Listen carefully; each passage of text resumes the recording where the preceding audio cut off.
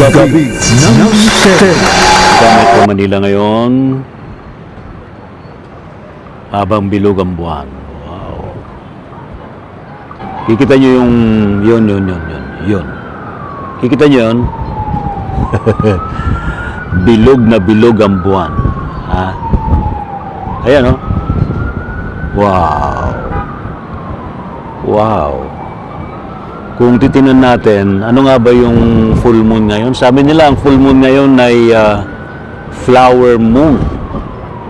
Ah, bakit nga ba tinawag na flower moon? Itong kabilugan na buwan na to. I-search mo natin nga ba meaning ng flower moon. Ito ang meaning ng flower moon. Dahil bilog ang buwan. Kabilugan ng buwan. Ito daw ay full moon sa May.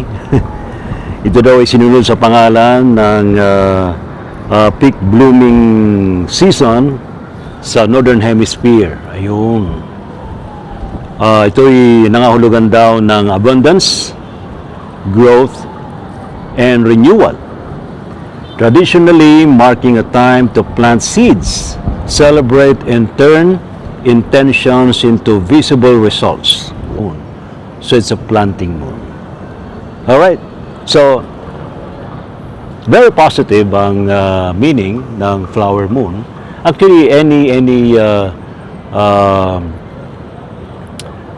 full moon ay very positive naman. Pero nahaluan lang ito ng superstition, lalo na sa mga lalawigan na nakakaramdam ng mga kakaibang enerhiya, dulot ng enerhiya ng mga kaluluwa at mga kakaibang nilalang. Ito lamang yan sa Gabi ng Misteryo, 10 to 11 p.m. sa DCRH, kaya walang absent. See you all. Gabi ng Misteryo.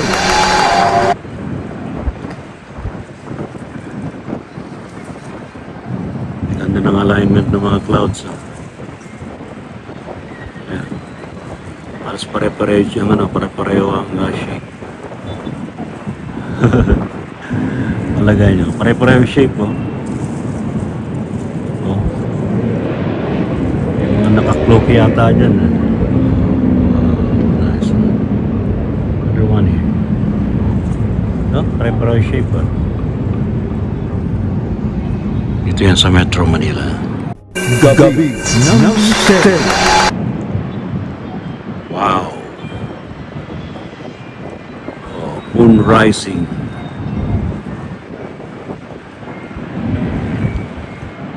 Sumisikat ang buwan. Bilog na ang buwan.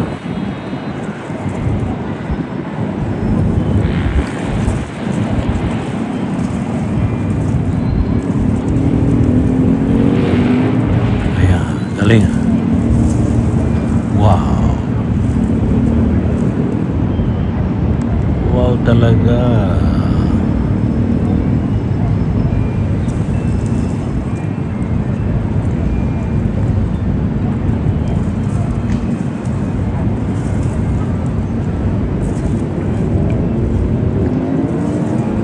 Sumikat na ang buwan. It's full moon.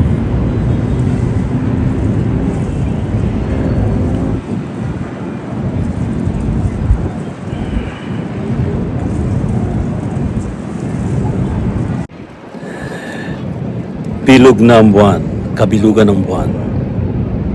Mga kamisteryo, kapag kabilugan ba ng buwan, mayroon bang kababalaghan? Malakas nga bang enerhiya ng mga espiritu sa paligid, ng mga gumagalang kaluluwa, ng mga multo, ng mga elemento, mga kakaibang nilalang sa paligid? At sinasabing pagkabilugan ito ng buwan ay aktibo rin ang mga aswang. Sa mga lalawigan ay talagang masidhi ang ganitong mga paniniwala. Sa kalunsuran ay meron din ganitong mga paniniwala. Yan pag-uusapan sa Gabi ng Misteryo. Ngayong Sabado, alas 10 ng gabi sa DCRH. Meron po tayong mga kapanayam na mga panauhin sa gabing ito.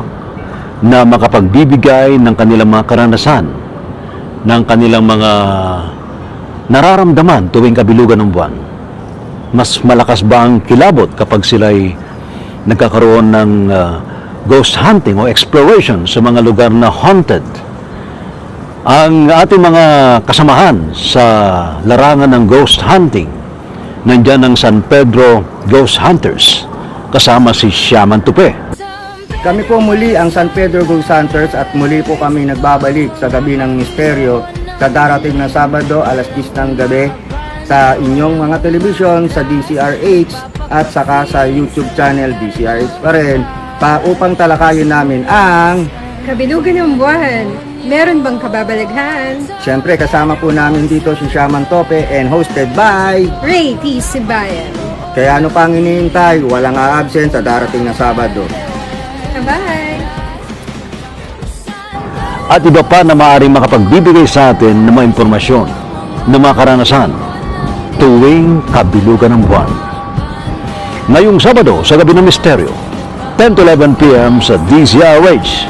Walang absent. See you all. Gabi ng Misteryo.